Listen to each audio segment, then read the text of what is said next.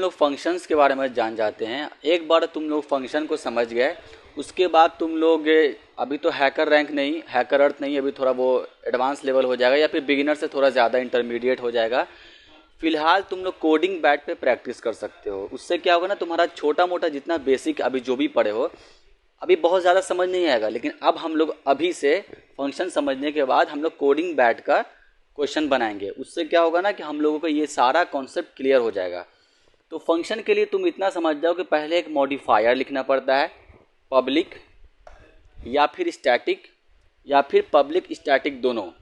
तो फिलहाल देखो, तुम लोग कोई भी क्लास जावा में बनाओगे तो मेन देखना हमेशा स्टैटिक मेथड होता है। तो तुम लोग कोई भी फंक्शन बनाना है तो तुम लोग स्टैटिक कर लेना, क्योंकि अगर उसमें स्टैटिक नहीं लिखोगे तो वो मेन से तुम कोई फंक्शन को कॉल करोगे और उसमें कोई पैरामीटर पास करोगे, जो कि पैरामीटर के बारे में पढ़ने वाले हम लोग, तो उसमें तुमको प्रॉब्लम होगा। तो सबसे आसान है कि तुम पब्लिक और स्टैटिक दोनों ले लो, क्योंकि मेन तुम्हारा पब्लिक स्टैटिक दोनों है, तो तुम ले लो, या फिर तुम सिर्फ स्टैटिक भी ले लोगे तो काम हो जाएगा। दूसरा आता है रिटर्न टाइप, कि वो फंक्शन करेगा क्या, क्योंकि तुम देखो जितने भी कोडिंग प्लेटफॉर्म पे जाओगे वहाँ पे तुमको सिर्फ फंक्शन दिया जाएगा। ये नहीं कि तुमको पूरा का पूरा फंक्शन बनाना है जिसमें तुम यूज़र से इनपुट भी ले रहे हो, आउटपुट भी दे रहे हो, वैसा कुछ नहीं। तुमको अक्सर जितने भी कोडिंग प्लेटफॉर्म है हैकर अर्थ को छोड़ के उसमें तुमको सिर्फ फंक्शन दिया जाएगा। फंक्शन में ही तुमको काम करना है, जो भी आंसर आएगा तुमको रिटर्न कराना है। तो रिटर्न टाइप बहुत ज़रूरी है, ये देना बहुत ज़रूरी है। रिटर्न टाइप किस टाइप का हो सकता है?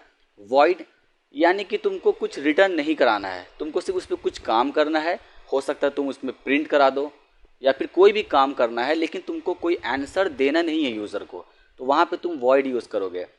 और अगर मान लेते हैं कि तुम मल्टीप्लाई, जैसे एक फंक्शन है जो दो नंबर को मल्टीप्लाई करता है, उसमें किसी भी नंबर का अगर इंटीजर है, दोनों इंटीजर है, तो उसका मल्टीप्लिकेशन क्या होगा, वो भी इंटीजरल होगा। तो रिटर्न टाइम तुम इंटीजर दे सकते हो। या फिर कैरेक्टर, हो सकता है कोई स्ट्रिंग है, दो स्ट्रिंग है, उसमें से एक कॉमन कैरेक्टर खोजना है, तो वो कैरेक्टर तो सिंगल होगा, तो तुम रिटर्न टाइप कैरेक्टर दे सकते हो। बूलियन, या फिर तुम कोई फंक्शन चेक किए, कोई काम किए, उसमें तुम चेक किए कि वो कंडीशन ट्रू हो रहा है या फॉल्स, तो तुम बूलियन रिटर्न कराओगे, या फिर बहुत सारा होगा। फिलहाल हम लोग इंट पे अभी एक क्वेश्चन बनाएंगे, उससे तुम्हारा फंक्शन क्लियर हो जाएगा। अब होता है फंक्शन नेम। कोडिंग प्लेटफॉर्म पे कुछ भी बना, जैसे कोडिंग बैट पे तुमको फंक्शन का नेम दिया रहेगा, लेकिन अगर तुम अपना फंक्शन बना रहे हो, जैसे किसी नंबर को मल्टीप्लाई करने का, तो वहाँ पे तुम अपना फंक्शन का नाम लोगे। प्रीफर किया जाता है कैमल केस। कैमल केस यानी कि मान लेते मेरे फंक्शन का नाम है कि स्वैप टू नंबर, तो तुम स्वैप लिखे, स्पेस नहीं दोगे, स्पेस कभी नहीं दो। कैमल केस में क्या होगा कि पहला लेटर, मान लो तुम, ये तुम्हारा सेंटेंस है टू नंबर्स, तो कैमल्स केस क्या होगा, इसका स्टार्टिंग का जो कैरेक्टर है सबसे पहला वो स्मॉल होगा,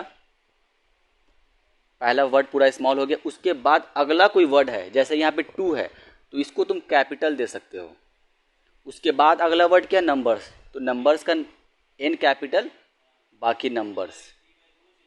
ये हो गया कैमल केस। प्रीफर किया जाता है फंक्शन में कैमल केस यूज़ करो, यानी कि पहला वर्ड का जो कैरेक्टर है वो स्मॉल होगा, उसके बाद जो भी नया वर्ड होगा उसको कैपिटल से शुरू कर दो और स्पेस नहीं होना चाहिए।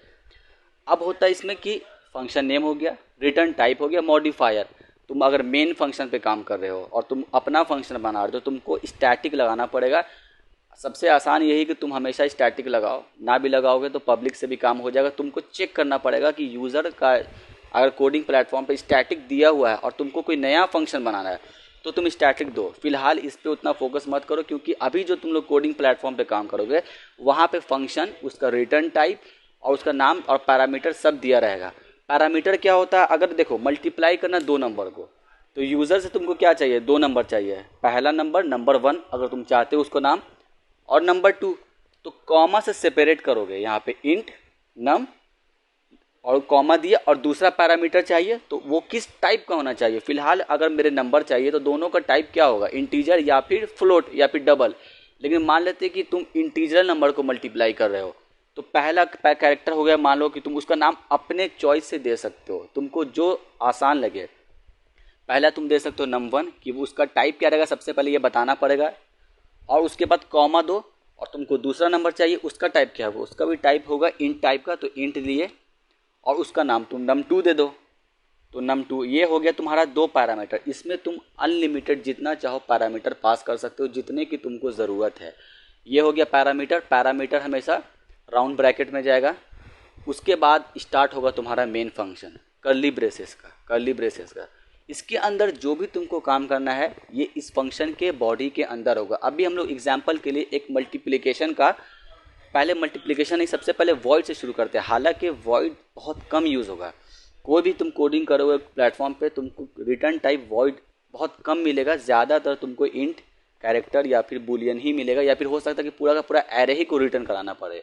तो पहले वॉइड के बारे में देख लेते हैं कि वॉइड फंक्शन कैसे काम करेगा। चलो अब हम लोग वॉइड फंक्शन के बारे में जान लेते हैं। देखो मेन हमारा स्टैटिक फंक्शन है, स्टैटिक मेथड है, तो हम लोग भी स्टैटिक ले लेंगे। अगर स्टैटिक नहीं लेते हैं, जैसे कि देख लो स्टैटिक पहले ले लेते हैं, ये इसका हो गया मॉडिफायर। अब इसका रिटर्न टाइप वॉइड लेना है। देखो हमारा मेन फंक्शन भी वॉइड, यानी कि ये कुछ रिटर्न नहीं कराता है। यही अगर C++ होता तो तुम इंट मेन लिखते हो और उसमें लास्ट में तुम देखोगे रिटर्न 0 हमेशा लिखा रहता है। तो रिटर्न के बारे में जब हम लोग पढ़ेंगे तो उसके बारे में बता देंगे। ये हो गया वॉइड। अब ये तो तुम्हारा रिटर्न टाइप हो गया, यानी कि कुछ रिटर्न नहीं कराना है, कुछ भी फंक्शन पे मान लो प्रिंट कराना है, कुछ भी कराना है, लेकिन यूज़र को कोई आंसर रिटर्न नहीं कराना है, तो वॉइड यूज़ किया। हालांकि वॉइड बहुत रेयरली यूज्ड होगा। अक्सर बार कब यूज़ होगा, जब तुमको एरे के किसी एलिमेंट को स्वैप करना है, किसी वेरिएबल को स्वैप करना है, तब तुम वॉइड फंक्शन यूज़ करोगे। वरना अक्सर बार हम लोग इंट ही लेते हैं, बूलियन लेते हैं, या फिर स्ट्रिंग लेते हैं, या फिर और कुछ।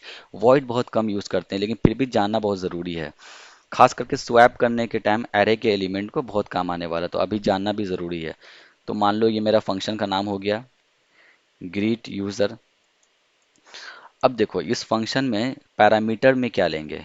यूज़र से अगर जैसे कि नाम है तुम्हारा राहुल, तो तुम उसको ग्रीट कैसे करोगे, हेलो राहुल। लेकिन राहुल नाम जो है तुमको पता नहीं है अभी कि यूज़र कौन सा नाम डालेगा। क्या पता वो कल हो के प्रियंका डाल दे, राहुल डाल दे, या फिर अजीज डाल दे, तुम कंफर्म नहीं हो। तो तुम पहले से ही मान के चलो कि जब भी ये फंक्शन कॉल होगा तो यूज़र खुद वो वैल्यू देगा, वो अपना नाम बताएगा। तो नाम कैसे हो सकता है, नाम कैरेक्टर तो कभी हो नहीं सकता। कभी किसी का नाम A B Z @ तो होता नहीं है। वो बहुत सारे कैरेक्टर को मिला के ही एक स्ट्रिंग होता है। तो हम लोग कभी भी नाम लेंगे तो स्ट्रिंग लेंगे। तो एक स्ट्रिंग ले लिया, उसका पैरामीटर का टाइप, और तुमको जो नाम देना है, तुमको नेम देना है, यूज़र नेम देना है, माई नेम देना, कुछ भी दे दो, उसका नाम हो गया पैरामीटर का नाम। फिलहाल हम लोगों को यूज़र से एक ही चीज़ चाहिए, उसका नाम। अब ये खोला फंक्शन का बॉडी। अब देखो ये सेम मेन की तरह हो गया। अब ये मेन में स्ट्रिंग का एरे है जिसका नाम ARGS है, यानी आर्ग्यूमेंट्स। इसको तुम भूल जाओ, जब तुम और ऊप्स पढ़ोगे तब तुमको इसके बारे में ज़्यादा मालूम चलेगा। और वैसे इसके बारे में उतना ना भी जानो तो कोई खास मतलब है नहीं, क्योंकि कम्पिटेटिव प्रोग्रामिंग कभी भी करोगे या फिर कभी भी ऑनलाइन असेसमेंट दोगे तो तुमको मेन से कोई रिश्ता होगा ही नहीं। तुमको एक अलग फंक्शन बनाया जाएगा, जैसे ये एक फंक्शन है ग्रीट यूज़र, उसी पे तुमको काम करना पड़ेगा। अब तुमको क्या करना है, यूज़र का जो भी नाम आ गया तुमको उसको सिंपली प्रिंट कराना है। तो तुम यहाँ पे प्रिंट कराओगे। उसमें क्या करोगे, तुमको जो भी कभी भी स्ट्रिंग प्रिंट कराना है तो डबल कोटेशन मार्क में।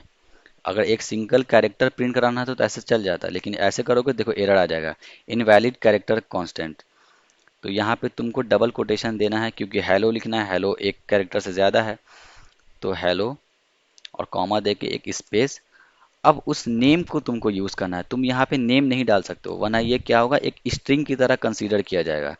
तुमको नेम अलग से यहाँ पे देना पड़ेगा। नेम के अंदर जो भी वैल्यू स्टोर है, तो कभी भी किसी वेरिएबल को प्रिंट कराना होगा स्ट्रिंग के साथ खास करके, तो तुम नेम का यूज़ करोगे, ये प्लस का। और जो भी तुम्हारा पैरामीटर का नाम है, फिलहाल पैरामीटर का नाम नेम है तो नेम लिखेंगे। अगर पैरामीटर का नाम होता माई नेम तो तुम यहाँ पे लिखते माई नेम। फिलहाल नेम है तो नेम रहने दो, हम लोग यहाँ पे प्रिंट करा देंगे।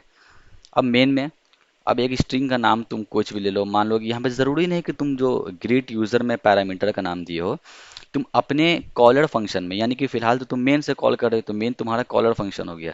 तो ज़रूरी नहीं कि पैरामीटर का नाम सेम हो, तुम कुछ भी दे सकते हो। यहाँ पे दे दो माई नेम या फिर यूज़र नेम दे दो, उसमें तुम डाल दो राहुल।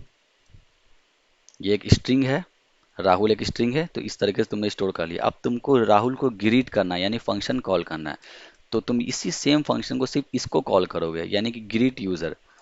ग्रीट यूजर देखो जैसे ही किया तो यहाँ पे क्या बता रहा है, एक स्ट्रिंग होना चाहिए पैरामीटर में जिसका नाम यूजर ने, तुमने जब बनाया डेवलपर ने, उसका नाम नेम रखा है, लेकिन उसका टाइप क्या है, स्ट्रिंग। तो ग्रीट यूजर लिखोगे, ग्रीट यूजर, और पैरामीटर में पास क्या करोगे, वो एक स्ट्रिंग मांग रहा है, तो स्ट्रिंग में फिलहाल तुम्हारा क्या स्टोर है, यूजर नेम, तो तुम यहाँ पे यूजर नेम दोगे। अब जैसे ही रन करोगे तो यहाँ पे आ गया हेलो राहुल, यहाँ पे तुमने यूजर नेम दिया, लेकिन जैसे ही फंक्शन आया इसमें ग्रीट यूजर में, तो नेम के जगह पे, नेम के अंदर जो भी वैल्यू था, मान लो फिलहाल कुछ भी हो, एम्प्टी हो, तो नेम में ये इसका यूजर नेम का जो वैल्यू यानी कि राहुल, इस नेम में स्टोर हो गया। अब तुमने नेम को प्रिंट करा दिया। अब मान लो कि तुमको राहुल का नाम और उसका एज भी देना है, तो तुम यहाँ पे चाहते हो कि एज भी प्रिंट हो, तो तुम यहाँ पे कॉमा से सेपरेट करोगे, और तुमको एज क्या हो सकता है, इंटीजर वैल्यू हो सकता है, तो इंट एज या फिर यूजर एज, तो फिलहाल एज ही रहने दो सिंप्लिसिटी के लिए। अब यहाँ पे तुम फिर से प्रिंट करा दो, माई एज इज।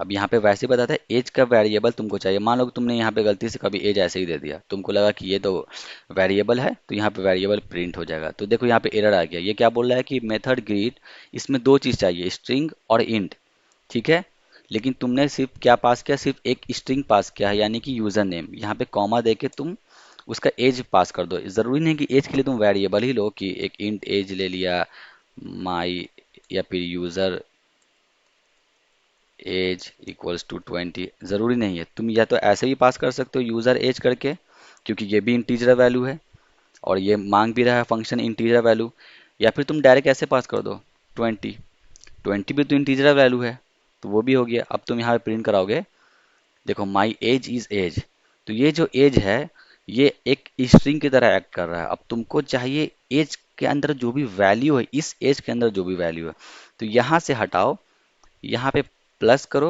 और एज कर दो। अब देखो, hello Rahul, my age is 20। अब तुम चाहते हो कि कोई कैरेक्टर भी पास कराना है, तो एक कैरेक्टर भी यूजर से ले लो। एक कैरेक्टर ले लो, होगा सी एच, ठीक है। अब यहाँ पे तुमको एक कैरेक्टर ही पास करना है, तो तुम एक कैरेक्टर पास कर दो एट द रेट ऑफ, या फिर तुमको मन करे तो डॉलर, ठीक है, माई फेवरिट कैरेक्टर इज, अब यहाँ पे वही सी एच, तो hello Rahul, my age is 20, my favourite character is ये। अब ये जब तक फंक्शन कॉल हो रहा है, जब तक ये फंक्शन कॉल होगा, जब ये कॉल होगा तो इसके नीचे का कोई भी लाइन एग्जीक्यूट नहीं होगा।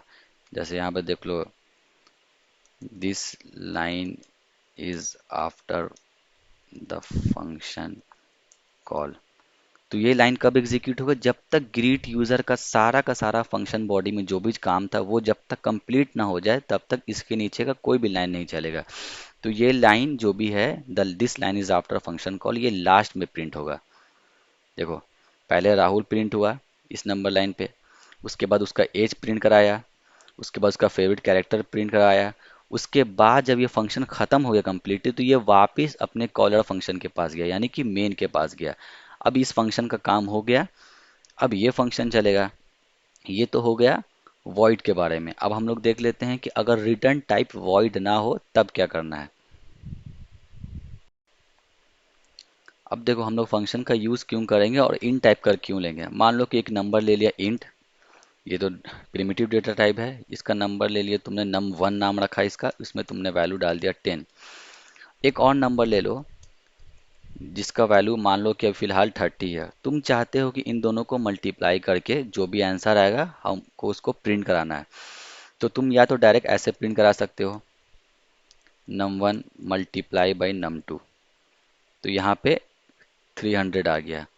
या फिर किसी वेरिएबल में स्टोर करा लिया, num3 या फिर प्रोडक्ट या फिर आंसर लिख लो, इसमें num1 को मल्टीप्लाई कर दो num2 से, और सिंपली तुम आंसर को प्रिंट करा दो।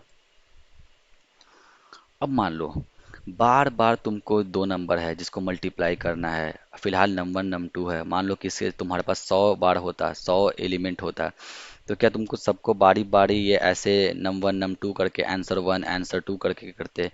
इसीलिए हम लोग फंक्शन का यूज़ करते हैं। तो मान लो एक फंक्शन बना लो, फिलहाल तो मेन तुम्हारा स्टैटिक है, तो उस फंक्शन को भी तुम स्टैटिक बना लो। स्टैटिक हो गया।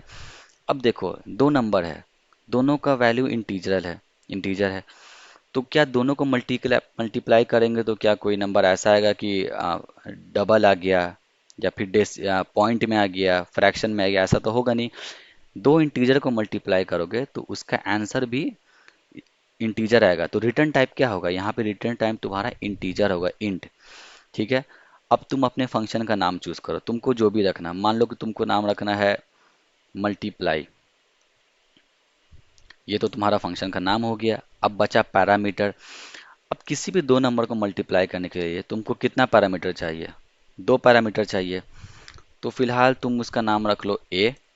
तुम चाहो तो नंबर भी रख सकते हो, कोई इशू नहीं है, लेकिन अगर ए रखोगे और बी रखोगे तो उससे तुमको पता चलेगा कि यहाँ पे भले कुछ भी नाम हो, फंक्शन में कॉल कर रहे हैं वहाँ पे क्या चेंज होगा वो मायने रखता है।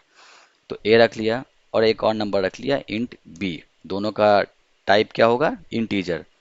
अब तुमको रिटर्न कराना है। देखो अभी एरर आ रहा है, देखो this method must return a result of type int, यानी कि एक रिजल्ट इसको रिटर्न कराना पड़ेगा, क्योंकि इसका अगर ये वॉइड रहता तो एरर चला गया। लेकिन तुमने इंट कर दिया, यानी कि तुमको एक यूज़र को रिजल्ट देना है। तो मान लो कि तुमने एक और वेरिएबल ले लिया इंट, जिसका तुमने नाम रख दिया आंसर या फिर प्रोडक्ट। उसमें तुम क्या करोगे? ए और बी को मल्टीप्लाई करोगे। ए और बी, अब यूज़र ए के जगह पे 20 भेजे, 30 भेजे, 40 भेजे, तुमको उससे कोई मतलब नहीं। तुम्हारे फंक्शन का काम ये है कि कभी भी दो नंबर आएगा तुमको उसको मल्टीप्लाई करना है, एक वेरिएबल में स्टोर करना है और उस वेरिएबल को तुमको रिटर्न करा देना है। तो फिलहाल मेरे पास मान लो कि ए आया और बी आया, तो तुमने ए और बी को मल्टीप्लाई कर दिया। तो ए और बी जब मल्टीप्लाई हुआ तो इसका वैल्यू प्रोडक्ट में चला गया। अब तुम प्रोडक्ट को रिटर्न करा दो, रिटर्न प्रोडक्ट। एरर चला गया। अब तुमको मान लो ये दो नंबर है, चलो हटाओ, यहाँ पे तुम नंबर दो भी नहीं। अब तुमको एक आंसर चाहिए, एक आंसर जिसमें तुम क्या करोगे? देखो अब तुमको आंसर एक फंक्शन से चाहिए, तो यहाँ पे तुमने इक्वल टू लगाया और अब तुम उस फंक्शन का नाम लिखोगे। फिलहाल तुमने मल्टीप्लाई लिखा था तो वही मल्टीप्लाई का नाम लिखोगे। अब इसमें देखो ये क्या मांग रहा है? ए और बी, ये दोनों क्या होना चाहिए? तो जैसे ही तुम मल्टीप्लाई पे देखो कर्सर रखोगे तो वहाँ पे बता रहे एक इंट टाइप का ए होना चाहिए, इंट टाइप का बी होना चाहिए। तो मान लो इंट टाइप का ए में हम 3 डाल दिया, बी में 6 डाल दिया। ठीक है। अब देखो क्या हुआ होगा, ए के जगह पे 3 चला गया, यहाँ पे बी के जगह पे 6 चला गया। अब ये दोनों प्रोडक्ट में मल्टीप्लाई हुआ, अब मल्टीप्लाई होके ये वापस रिटर्न हुआ है। तो जैसे ही प्रोडक्ट में यहाँ पे क्या होगा, 3 और 6 मल्टीप्लाई होगा और 18 प्रोडक्ट में स्टोर हो जाएगा। अब ये फंक्शन प्रोडक्ट को रिटर्न कराएगा, यानी कि 18 को रिटर्न कराएगा। तो जैसे ही ये फंक्शन रिटर्न कराएगा तो ये जब भी रिटर्न होगा तो ये आंसर में स्टोर हो जाएगा। अब तुम आंसर को प्रिंट करा के चेक कर लो, 18 आ गया। मान लो कि तुम इसको 10 दे दो और इसको 5 दे दो, तो यहाँ पे ए के जगह पे 10th आ गया, ए है, ए में 10 स्टोर हो गया और बी में 5 स्टोर हो गया। अब ये दोनों मल्टीप्लाई हुआ और प्रोडक्ट में स्टोर हो गया और लास्ट में तुमने अल्टीमेटली प्रोडक्ट को रिटर्न करा दिया। रिटर्न कहाँ कराया? आंसर में रिटर्न कराया है। तो अब आंसर में कराया वो रिटर्न, तो आंसर में वैल्यू कितना स्टोर हो गया तुम्हारा? 50 हो गया। अब मान लो कि तुमको ऐसे नहीं पास करना, यूजर से तुमको पास कराना है, तो यूजर से पास कराने के लिए स्कैनर ले लो, न्यू स्कैनर। अब यूजर से तुम दो वैल्यू लोगे, मान लो तुम पहले वैल्यू का नंबर रख दे तो num1, इसको स्कैन करा लो नेक्स्ट इंट से, और एक और नंबर ले लो num2 जिसको तुम यूजर से स्कैन करा लो। हो गया। अब तुमको आंसर चाहिए तो num1 ए की जगह पे तुम क्या पास करोगे? num1। अब ये num1 जब इस फंक्शन में आएगा तो वो num1 तुमने यहाँ से भेजा है, लेकिन यहाँ पे वो ए बन जाएगा और बी में तुम भेज दो num2। अब तुमको स्कैन कराना है यूज़र से, तो तुम पहला नंबर मान लो 40 दे दो, दूसरा नंबर 12 दे दो। अब देखो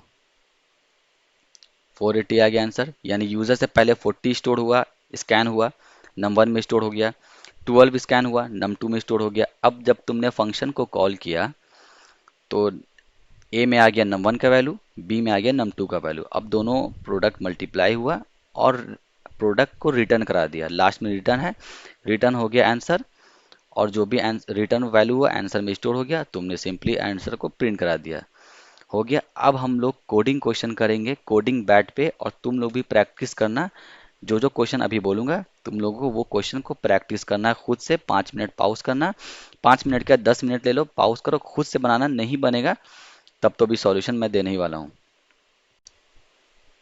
अब हम लोग पहला क्वेश्चन बनाते हैं कोडिंग बैट पे। तुम कोडिंग बैट पे जैसे ही जाओगे तो यहाँ पे सिंपली गूगल पे सर्च करना कोडिंग बैट, ये आ जाएगा, इस पे तुमने क्लिक करना है। अब ये पहले तुम वार्म अप पे आओगे, वार्म अप पे आए तो पहला क्वेश्चन जो हम लोग बनाएंगे वो होगा diff21। diff21 है तो देखो इसमें क्या करा है, ये फंक्शन बनाया हुआ इसका है, ये पब्लिक है, स्टैटिक नहीं दिया हुआ है, क्योंकि ये जो फंक्शन बनाया है इसका जो भी फंक्शन कॉलर होगा वो स्टैटिक मेथड नहीं होगा, तो इसने सिंपली पब्लिक दिया, स्टैटिक नहीं दिया है। हालांकि तुमको इससे अब कोई मतलब नहीं है, तुमको डायरेक्ट फंक्शन मिलेगा, तुमको उसी पे काम करना है। इसका रिटर्न टाइप चेक करो, इसका रिटर्न टाइप क्या है, इंट, यानी कि तुम कभी भी तुमको रिटर्न करना नहीं पड़ेगा कोई भी आंसर वो, लेकिन वो होगा इंटीजर टाइप का। और ये तुम्हारे फंक्शन का नाम हो गया diff21। diff21 ये फंक्शन का नाम है। देखो इसमें पैरामीटर क्या पास करा है, सिर्फ एक इंटीजर जिसका नाम इस फंक्शन में है n। अब क्वेश्चन पढ़ो क्या बोला है, एक इंट दिया हुआ है n, तुमको एब्सोल्यूट डिफरेंस, यानी कि अगर 5 माइनस 10 करोगे तो -5 आंसर आएगा, लेकिन तुमको एब्सोल्यूट डिफरेंस देना है, यानी कि पॉजिटिव देना है, सिर्फ 5 देना है। 5 माइनस 2 करते तो 3 हो गया, लेकिन 2 माइनस 5 करोगे तो -3 होगा, लेकिन तुमको रिटर्न में क्या कराना है, 3 पॉजिटिव वैल्यू, ठीक है। The absolute difference between n and 21, मान लो कि n तुम्हारा हो गया 15, तो 21 में से 15 हटाओगे तो जो भी आंसर आएगा 6, तुमको वो रिटर्न कराना है। एक्सेप्ट डबल करना है, तुमको रिटर्न कराना डबल, अगर जो भी तुम्हारा आंसर है n, अगर वो 21 से बड़ा है, मान लो कि 50 या फिर मान लो कि 30 है, 30 तो 21 से बड़ा है, तो आंसर क्या आएगा तुम्हारा 9, तो तुमको 9 नहीं, तुमको 18 रिटर्न कराना है। मान लो कि 20 होता तो 20 तो 21 से छोटा है, तो उसका डिफरेंस कितना हो गया 1, तो तुम सिंपली 1 रिटर्न कराओगे। तो देखो इसमें तुम कैसे करोगे, अब तुमको यहाँ पे इफ़ का यूज़ होगा, जो अभी पढ़ाया था इससे पहले इफ़, अब तुमको समझ में आएगा इफ़ और एल्स कैसे यूज़ करेंगे।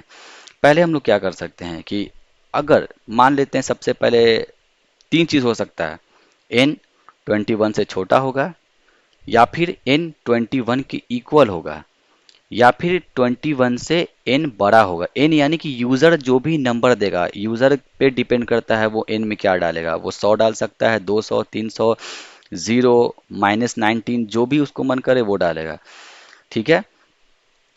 तो अगर n छोटा है तो जो भी डिफरेंस आएगा उसको तुम सिंपली रिटर्न करा दो, और 21 के भी इक्वल है तो जो भी डिफरेंस यानी कि 0 आएगा।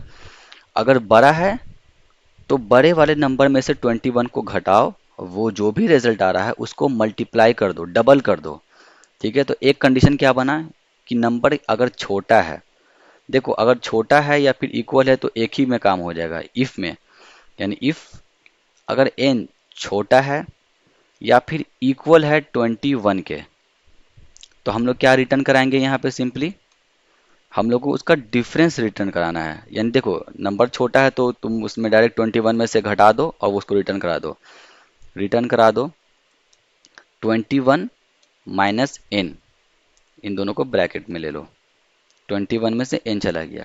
चलो नंबर छोटा है और इक्वल है तो हो गया। और अगर नंबर बड़ा है तो क्या करना है, एल्स में आएंगे हम लोग। एल्स में क्या होगा, दो ही ऑप्शन ही बचा, इफ में हो चुका है दोनों चीज़, इक्वल है छोटा हो गया, अब एक ही चीज़ बचा कि नंबर उससे ऑब्वियसली बड़ा ही होने वाला है। तो तुम जो भी रिटर्न कराओगे तुमको उसको मल्टीप्लाई करना है। तो फिलहाल तुम एक आंसर ले लो जिसमें, या फिर तुम डिफरेंस ले लो इंट, उसमें क्या है कि n में से 21 को घटाओ, क्योंकि n बड़ा है तो n -21, तो फिलहाल मान लो कि 30 है, 30 में से 21 गया तो बचा 9, लेकिन तुमको क्या करना है कि डिफरेंस जो भी आएगा उसको डबल भेजना है। तो जब तुम रिटर्न कराओगे यहाँ पे रिटर्न, डिफरेंस को मल्टीप्लाई कर दो 2 से, यानी कि वो डबल हो गया। दो ही चीज़ बचा। अब हम लोग इसको चला के देख लेते हैं। समझ नहीं आया तो दोबारा पीछे करके देख लेना।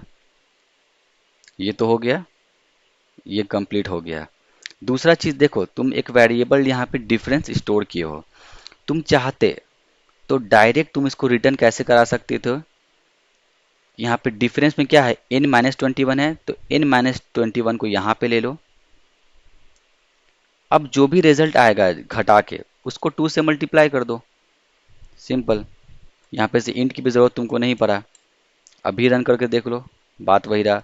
हालांकि अभी स्टार्टिंग है तो तुम वैसे ही लेना, यही लेना, ताकि तुमको समझ में आए कि हो क्या रहा है। उसके बाद तुम यहाँ पे डिफरेंस को मल्टीप्लाई करना।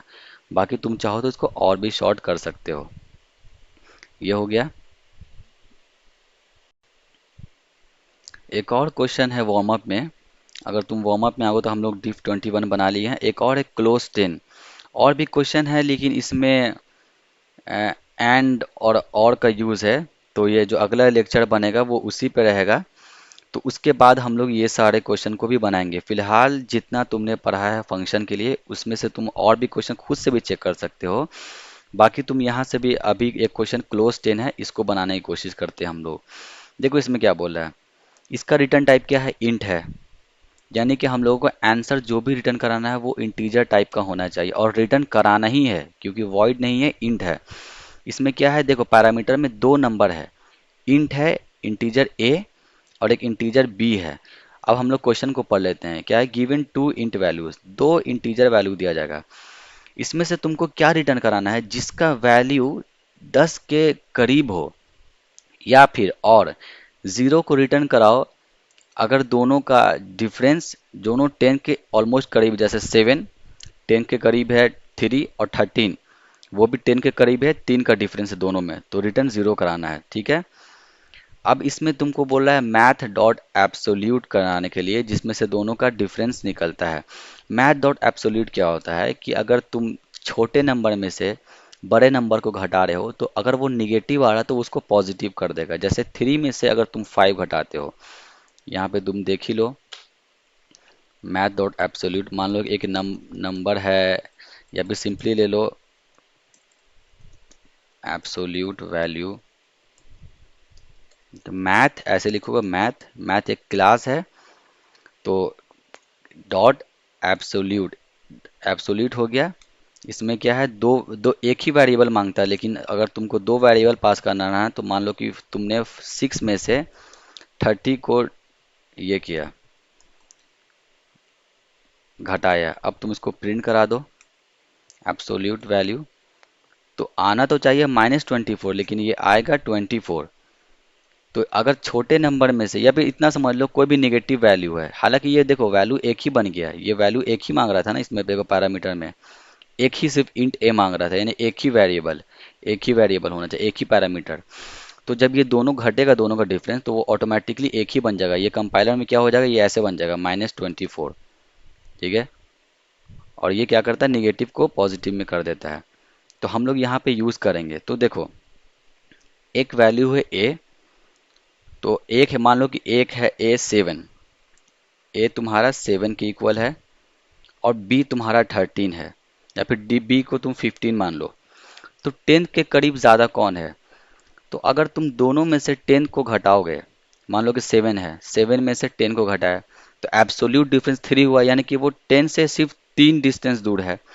और बी है, बी को घटाओगे तो वो 5 डिस्टेंस दूर है, तो ज़्यादा करीब कौन हुआ, 7 हुआ, यानी कि ए हुआ। तो तुमको दो डिफरेंस निकालना है, और डिफरेंस किस टाइप का होगा, वो इंटीजर टाइप का होगा, क्योंकि 10 में से किसी नंबर को इंट को घटा रहे हो तो वो इंटीजर वैल्यू ही देगा। तो तुम दो वेरिएबल बना लो, एक बना लो डिफरेंस ऑफ ए, ऐसे लिख सकते हो शॉर्ट में, या फिर ऑफ ए ऐसे भी कर सकते हो, सिंपली ऐसे दे दो। तुमको जो पसंद आ रहा है, जो भी तुमको समझने के लिए आसान है, वो उसमें क्या करो, इक्वल करोगे मैथ डॉट एब्सोल्यूट, यानी कि जो भी डिफरेंस आएगा उसका एब्सोल्यूट वैल्यू, यानी कि निगेटिव ना आए, उसमें से तुम क्या करोगे, 10 को माइनस कर दो ए से। ये भी अगर ए बड़ा है, मान लो ए 13 है और 10 है, तो -3 आएगा तो वो 3 हो जाएगा, या फिर ए में से तुम 10 घटा दो, बात दोनों में बराबर ही है, जो तुमको सही लगे। ये डिफरेंस एक आ गया। ठीक है, एक और डिफरेंस क्या होगा, बी के लिए ले लो, डिफरेंस बी। इसमें भी सेम चीज करो, मैथ डॉट एब्सोल्यूट बी -10, दोनों का डिफरेंस आ गया।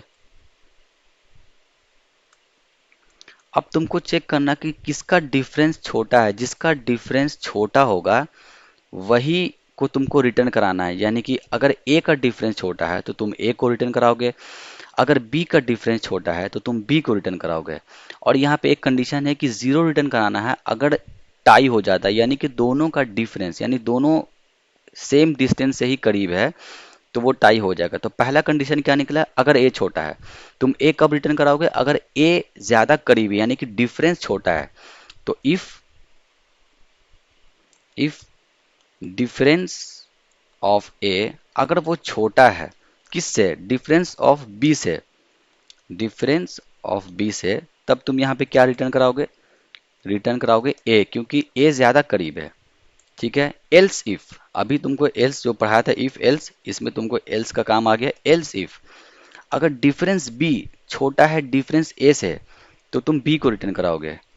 डिफरेंस बी अगर छोटा है डिफरेंस ए से, तो तुम यहाँ पे रिटर्न कराओगे बी। अब एक चीज हो गया, ए तो छोटा हो गया, तुम उसके लिए कंडीशन चेक कर चुके हो, या फिर बी छोटा है उसके लिए भी कंडीशन चेक कर चुके हो। अब एक ही चीज बचा है कि दोनों का डिफरेंस सेम रहा, यानी कि दोनों करीब है, दोनों एक ही डिस्टेंस से 10 के करीब है।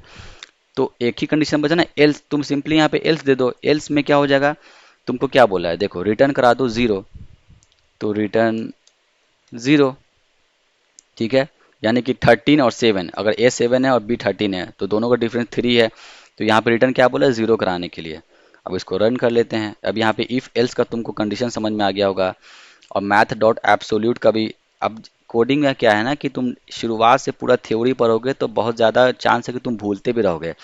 प्रैक्टिस के साथ सीखते रहो। अभी तुमको मैथ डॉट एब्सोल्यूट का वैल्यू समझ में आया, अब इसको यूज़ करना शुरू कर दो। इसको कहीं पे नोट डाउन कर लो। तुमने वेरिएबल लेना सीख लिया, इंटीजर टाइप सीख लिया, उसी तरीके से प्रैक्टिस करो तो ज़्यादा अच्छा होगा। और अब तुम लोग कोडिंग करना भी शुरू कर दियो ऑनलाइन प्लेटफॉर्म पे। कंडीशन भी चेक हो गया, अब हम लोग इसको रन करा लेते हैं। कंडीशन ट्रू हो गया। मान लेते हैं कभी तुमको कोई प्रॉब्लम हो रहा है और तुमको चेक करना है कि मेरा सॉल्यूशन और बेहतर हो सकता है कि नहीं, तो तुम यहाँ पे जाकर सो सॉल्यूशन कर सकते हो। यहाँ पे चेक कर लो, तो यहाँ पे तुम चेक करोगे तो ऑलमोस्ट सेम ही आया है। बस नाम का फ़र्क है, वो तो तुम पे डिपेंड करता है कि तुम कैसा नाम लेना चाहते हो। यही चीज़ है। इफ़ लगाया है, एल्स इफ़ लगाओ तो वो ज़्यादा बढ़िया हो। यहाँ पे लिखा हुआ होगा could have else before second if, यानी कि ये सेकेंड इफ़ है ना यहाँ हमारा, यहाँ पे एल्स लगा सकते, ये बोल भी रहा है। एंड रिटर्न ज़ीरो, यहाँ पे रिटर्न ज़ीरो हो गया। ये यहाँ पे इसने इफ़ ही क्यों लिया और एल्स क्यों नहीं लिया, ये जब तुम जैसे जैसे फंक्शन पे काम करते रहोगे तुमको मालूम चल जाएगा कि क्यों ऐसा किया। फिलहाल तुम्हारे आसानी के लिए ये ज़रूरी है कि तुम इफ़ एल्स इफ और एल्स से समझो, उसके बाद तुम जैसे जैसे प्रैक्टिस करोगे तुम उसमें एक्सपर्ट हो भी जाओगे। ठीक है, तो फिर नेक्स्ट वीडियो में मिलते हैं। Thank you.